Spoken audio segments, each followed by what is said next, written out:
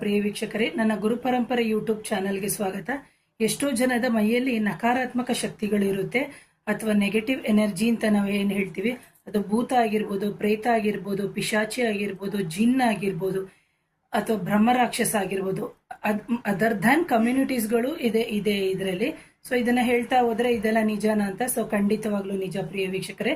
ಯಾಕೆಂದ್ರೆ ಅದು ಕಣ್ಣಿಗೆ ಅಂದ್ರೆ ವಿಸಿಬಿಲಿಟಿ ಇರಲ್ಲ, ಕಣ್ಣಿಗೆ ಕಾಣದೇ ಇರುವಂತಹ ಈ ಶಕ್ತಿಗಳು ಗಾಳಿ ರೂಪದಲ್ಲಿ ಅಂದ್ರೆ ವಾಯು ತತ್ವ ರೂಪದಲ್ಲಿ ನಮ್ಮ ದೇಹದಲ್ಲಿ ಕಳ್ಳನ ರೀತಿಯಲ್ಲಿ ಔಸ್ಕೊಂಡಿರುತ್ತೆ. ಅಂತಹ ಸಂದರ್ಭದಲ್ಲಿ ನೀವು ಮಾಡಿಕೊಳ್ಳುವಂತಹ ಪರಿಹಾರಗಳು, ಸೊ ಇದೇನು ಆಗ್ಬಿಡುತ್ತೆ ಅಂತ? ಖಂಡಿತ.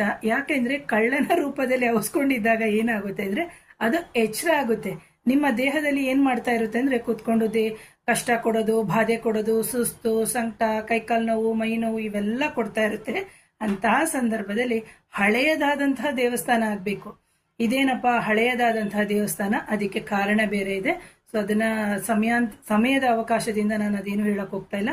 ಹಳೆಯ ಅಥವಾ ಪುರಾತನವಾದಂತಹ ದೇವಸ್ಥಾನಗಳು ಏನಿದೆ ಆ ದೇವಸ್ಥಾನದಕ್ಕೆ ಹೋಗ್ಬೇಕು. ನೀವು ಹೋಗ್ಬಿಟ್ಟು ಅಲ್ಲಿ ಗಂಟೆ ಹಾಕಿರ್ತಾರೆ ದೇವಸ್ಥಾನದಲ್ಲಿ. ಆ ಗಂಟೆಯ ಕೆಳಗಡೆ, ಇಲ್ಲಿ ನನ್ನ ತಲೆ ಮೇಲೆ ಗಂಟೆ ಇದೆ ಅಂತಂದ್ರೆ, ಅಂದ್ರೆ ಗಂಟೆ ಇಲ್ಲಿದೆ ಅಂದ್ರೆ ನಾನು ಅದ್ರ ಕೆಳಗಡೆಗೆ ಕರೆಕ್ಟ್ ಆಗಿ ನಿಂತ್ಕೊಂಡು ಕರೆಕ್ಟ್ ಆಗಿ 31 ಬಾರಿ, ತಪ್ಪಿದ್ರೆ 33 ಬಾರಿ ನೀವೇನ್ ಮಾಡ್ಬೇಕು, ಆ ಗಂಟೆಯನ್ನ ಎಳಿತಾ ಹೋಗ್ಬೇಕು, ಅಂದ್ರೆ ಶಬ್ದ ಮಾಡ್ತಾ ಹೋಗ್ಬೇಕು. ಕೆಲವು ಕಡೆ ದಾರ ಹಾಕಿರ್ತಾರೆ, ಹಿಂದೆ ಎಲ್ಲ ಹಾಗೆ ಬಿಟ್ಟಿರೋರು ಈಗ ಕೆಲವು ಕಡೆ ದಾರ ಹಾಕಿರ್ತಾರೆ.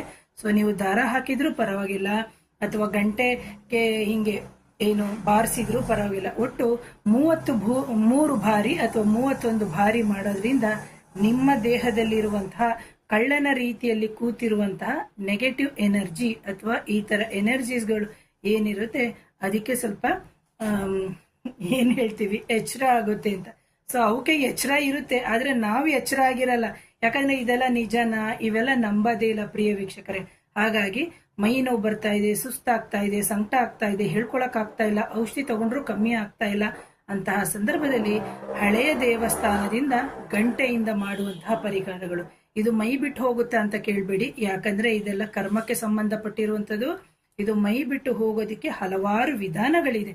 ಅದನ್ನ ಸರಿಯಾದ ಗುರುವಿನ ಮಾರ್ಗದರ್ಶನದಲ್ಲಿ ಸರಿಯಾದವರ ಹತ್ರನೇ ಕಲ್ತ್ಕೊಂಡು, ಅಂದ್ರೆ ಕಲ್ತು ಅದರಲ್ಲೇ ಸಾಧನೆ ಮಾಡಿರುವಂತಹ ವ್ಯಕ್ತಿ ಹತ್ರ ನೀವು ಹೋಗಿ ಅದನ್ನ ತೆಗೆಸ್ಕೊಳ್ಳೋದ್ರಿಂದ ನಿಮಗೆ ಖಂಡಿತವಾಗ್ಲೂ ಹೋಗುತ್ತೆ.